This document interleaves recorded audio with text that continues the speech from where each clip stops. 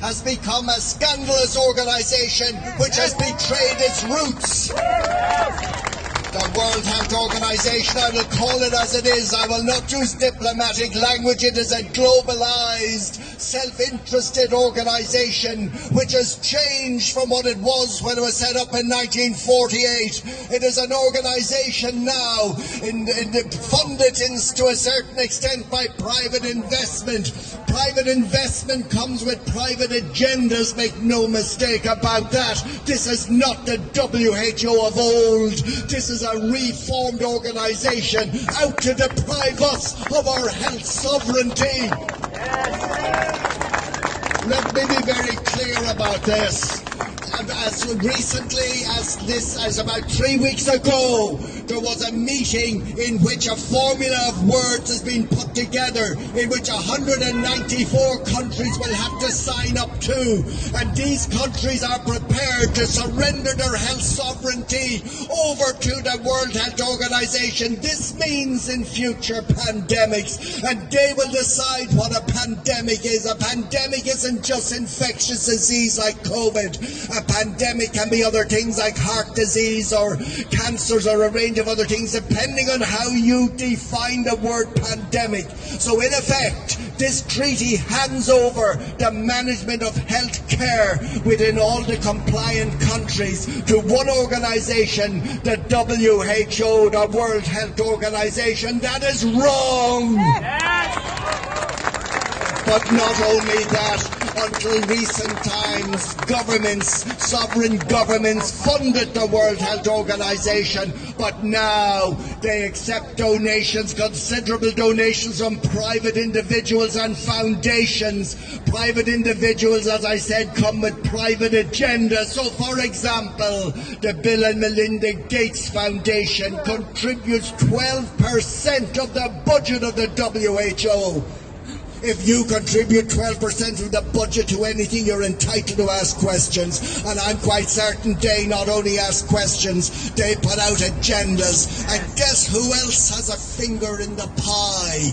The businessman George Soros. He has contributed extensively to the World Health Organization as well.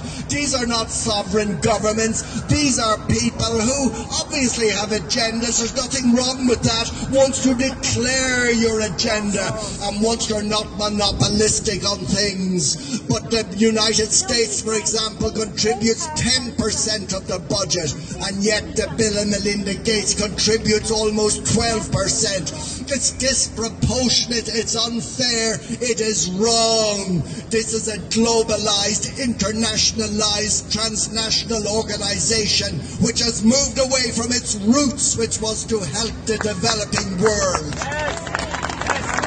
When I was growing up, and in fact when I was in medical college and afterwards, the World Health Organization was something you never really heard about.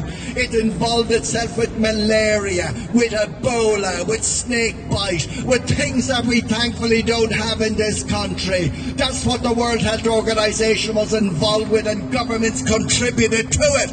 But now they have changed. They're following the money. They're involved not only in pandemics now, but they're also involved with the treatments. They will decide what treatment is best, regardless of the opinion of a sovereign nation. If this treaty comes true, they will decide that it may be vaccines as opposed to other forms of medicine, let alone preventative medicine. These people, not only when you're globalized, you have a world opinion that can be self-interested, because if you're funded privately, you will be self-interested. You will be obliged to follow the money, to follow your contributors. What do the globalists do? They profiteer and they racketeer, but not off me. They peddle various products, be they vaccines or otherwise. But this is what they do, and this is what we must stand up against. And we must be vigilant, and we must be strong, and we must hold our politicians to account, because they have brought us here. We have weak politicians, we have weak government, and the EU is compliant in signing this treaty. The EU, and we are part of that. There is no sense of due diligence, there's no sense of examination, there's no sense of second opinion. Our weak politicians will sign up to this. And that will sign our rights away, that will sign our sovereignty away, that will transform forevermore the way we conduct health in this nation. And as was pointed out so eloquently and so passionately 100 and so many years ago, men stood there and paid with their blood the freedoms that we take for granted today, and now we stand to squander them. I say no.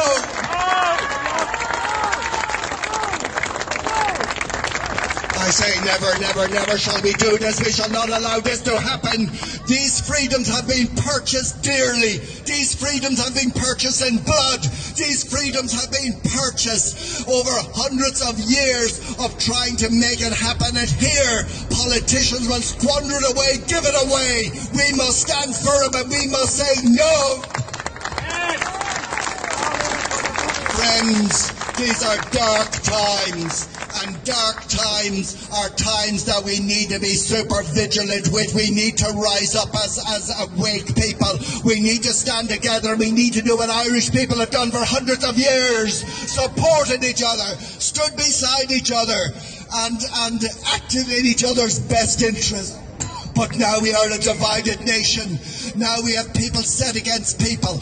As I said, the mark of good citizenship was, would you report your neighbour if they went beyond 5 kilometres of their house? That is shameful. That is not how we do business in this country. We have a proud and ancient tradition. We're a proud and ancient people. We are a people who stood shoulder to shoulder against adversity.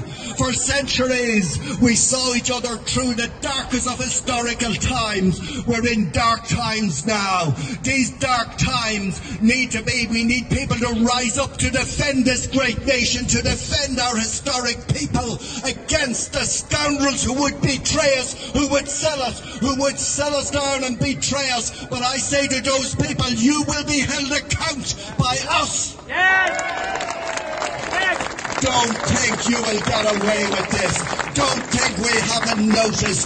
Don't think we will forgive you for the unforgivable. We will drag you out from the dark crevices that you inhabit into the clear light of day, and we will ask for accountability.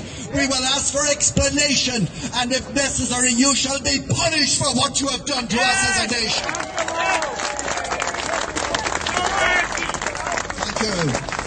Because what is happening is unforgivable.